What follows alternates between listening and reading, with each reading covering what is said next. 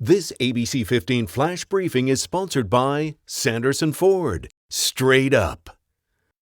Hello everyone, I'm Mark Thompson with your top stories from ABC 15 Arizona.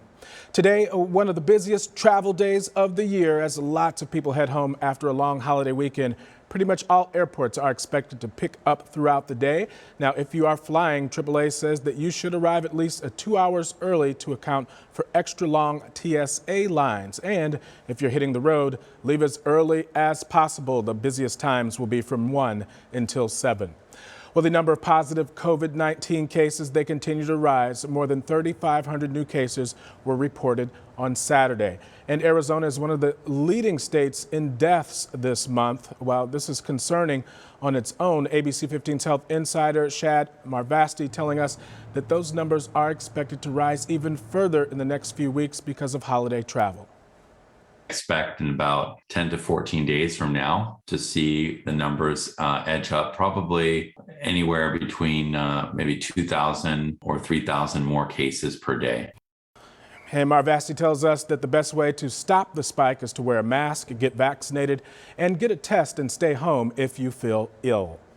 West Nile, it is still very much a problem here in the valley, taking another life this weekend, bringing the total number of deaths to 80. We've interviewed Vicki Beard before about her husband, Delma. He's been battling West Nile virus since September. Beard tells us that her husband passed away yesterday morning, and his wife tells us that he had been there and she was by his side every step of the way. And she's now working to bring awareness to the virus and the need for more research about it. She says that she will continue fighting for that in her husband's honor. I think the doctors here need to be reaching out around the country and go, you know, look, we've got all these cases. What do you have for me? How can you help us? You know, be someone come in and do a seminar, training doctors, something. ABC 15 reaching out to the Mayo Clinic in the past, a microbiologist telling us that there is currently no cure or any specific antiviral drug targeting the West Nile virus. All we can do right now is provide supportive care for the patients. Sky Harbor strike now entering day 7. Restaurant and concession workers striking. They are now accusing their employer of unfair labor practices. A group of HMS host employees say that the company is violating federal labor laws, trying to stop them from striking. But we're told that they'll stay on those picket lines until there is a new contract reached with higher pay and better benefits. Well, your next fortune cookie, it may come with an advertisement for Northern Arizona University. The school is now sponsoring the optimistic messages found inside of those cookies. The fortunes will have messages about people taking their very next steps in life, along with a QR code on those cookies, which will take you to the website with more information about programs offered at NAU. Well, the Sun Devils, they sealed the deal, keeping the Territorial Cup right here in Tempe for the 5th straight year. ASU winning big. The final score of 38-15. We caught up with some of the fans from both sides of the aisles who were tailgating and watching the games. Here's what they had to say. I have 2 granddaughters that are at the other one that's playing. And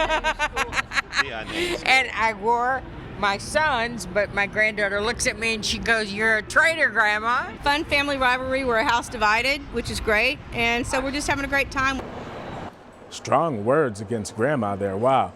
Well, they also told us that it was finally nice to be able to cheer on their favorite teams in person with loved ones at the stadium outside the pandemic. Well, the game, it was the perfect end to an incredible career for a longtime ASU leads groundskeeper, and we're talking about Brian Johnson. He's worked at the school for 37 years, and in that time, he has painted the field at Sun Devil Stadium 236 times for home games. A group of his former students, they took a trip to Tempe to help him paint his final design, which included his signature on midfield and the Sparky logo.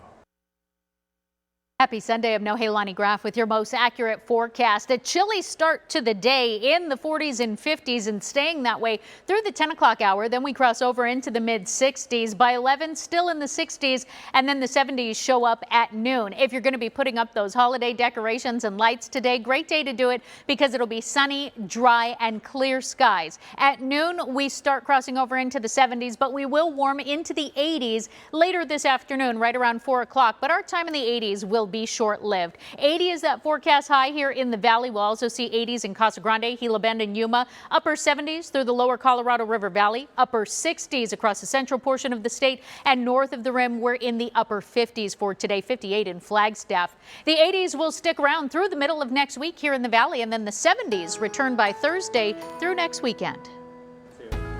For the very latest headlines, weather and traffic, head to ABC15.com or download the free ABC15 mobile app. Have a fantastic day. This ABC 15 Flash Briefing is sponsored by Sanderson Ford. Straight up.